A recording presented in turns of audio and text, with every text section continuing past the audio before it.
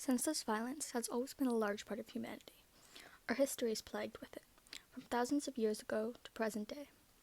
Large-scale acts like wars, battles, massacres, and genocides, and smaller-scale acts like assault and murder are all examples of senseless acts of violence. In all of these examples, neither side of the conflict benefit very much in the end. Why do they still happen then? In the novel To Kill a Mockingbird by Harper Lee, fear, hate, and anger are all things that lead people to commit violent acts. These are normal human emotions that are felt daily by everyone, but without regulation and understanding, they can lead to some pretty awful things. In Shakespeare's play Romeo and Juliet, violence was created by recklessness and naivety, as well as previous outdated conflicts. Not understanding, questioning, or rethinking conflicts and decisions can cause unnecessary useless harm. Lastly, greed has been a driving force in many of the world's wars throughout the past and even today. World War I was over colonial wealth and national envy. World War II was over Germany wanting more resources and land, and the wars in the Middle East were over the politics of oil. All had underlying causes of someone wanting more and willing to take from others. In all these situations, every side suffers. Some sides may suffer more than others, but nonetheless there is loss for everyone. Senseless violence never solves any conflict truly or effectively. Fear, anger, and hate are the basis of almost all conflicts and can lead to terrible things when taken too far. In the novel To Kill a Mockingbird by Harper Lee, there are numerous examples of people doing or planning to do awful things because of their hateful lenses. There are some instances where a character takes their anger out in a way that doesn't necessarily hurt anyone, like when Jem cut up Miss Dubos's camellias.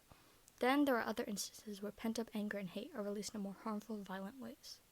For example, Scout getting into fights with Walter Cunningham Jr. and Cousin Francis, or Bob Ewell attacking Jem and Scout after the trial of Tom Robinson.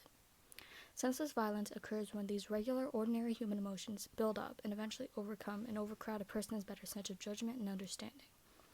In Chapter 3 of the novel, Atticus tells Scout you never really understand a person until you consider things from his point of view, until you climb into his skin and walk around in it. Senseless violence takes place when a lack of empathy is present, when a person can't see how the other side of the conflict feels or what their experience is like. Understanding and controlling negative, hateful thoughts and emotions can prevent violent situations. Many scenarios in To Kill a Mockingbird could have been avoided if the instigator had taken a moment to step back and consider what they were about to do. And in one situation, this did happen. The mob that showed up to hurt Atticus and Tom Robinson was stopped because Scout, unknowingly to her, got them to think about their actions for a moment and consider the other side, which happened to be the Finches, who most of the participants of the mob had known and been friends with for a long time. Scout was able to get them to rethink and get rid of the clouded headspace that was blocking their better judgment. If people would step back and not allow their emotions to make them so rash, then all sides of a potential conflict could be relieved.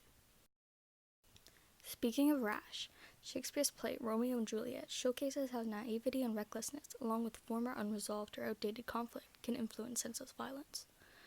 The ancient quarrel with the Capulets and Montagues is a cause of nearly all the violence in the play, but it has long since lost its meaning, and instead of having an actual reason to hate each other, the two families simply fight just because they know they always have. Not having a realistic understanding of what is being fought over can cause unnecessary violence, because times tend to change, and what was worth fighting over then may not be worth fighting over years later. Naivety and recklessness leading to violence in the play can be represented by Mercutio being killed by Romeo stepping in between him and Tybalt without thinking, or Romeo and Juliet killing themselves because they both think the other is dead. Thinking about and considering the consequences of their actions beforehand, as well as being maybe a little less childish and rash about the situation, could have saved Romeo and Juliet's lives, as well as the lives of a good number of characters in the story. Thoroughly comprehending a conflict, the reasoning behind it, the arguments of both sides, what is at stake, etc., can help lead to complete avoidance of any physical violence. The more you understand, the less necessary it is to use violence to get what you want, as you know what the other side of the argument is thinking and what they want in return. Once again, all it takes is stopping for a moment and thinking, not making reckless, thoughtless decisions, and knowing all the characteristics of a matter can lead to violence not even being a feasible option for resolution. Lastly, greed is a very strong cause of senseless violence, especially in our history. Millions of lives have been lost in the hands of greed. The Great War, World War I, had many underlying causes, but greed was a very strong overall initiator. Countries wanted more land, more territory, more power, and more resources than everyone else. It brought tensions so drastic that if the assassination of Archduke Ferdinand didn't set off the war, something else would have. It goes to show the measures some people will go to get what they want, despite how violent and nightmare-like the lives of the people they have to step on and use to get there become. Greed can bring out the worst in anyone, and it's important to refrain from succumbing to it. Focusing on what you already have instead of all the things you could possibly want can help keep you reminded of what really matters, the people and items you already have in your life, and keep you off a dangerous path of constantly chasing more and more. Violence begins when people embark on these greedy paths and lose their sense of morality. Keeping your head on your shoulders and away from the clouds is vital to having your values remain in place and staying reminded that violence should never be considered a way to get something you want. All in all, senseless violence will never solve any real conflict effectively and truly. It will always leave bad blood and history with it. These components that can lead to violence are all natural things that just haven't been looked after and have gone off the rails. Uncontrolled amounts of fear, anger, hate, and greed, along with unrelinquished naivety and recklessness, and finally unresolved past quarrels, all can and all have influenced violence in the past and even are now in the present. However, we can resolve these issues if we think a bit more compassionately, realistically, and humanely.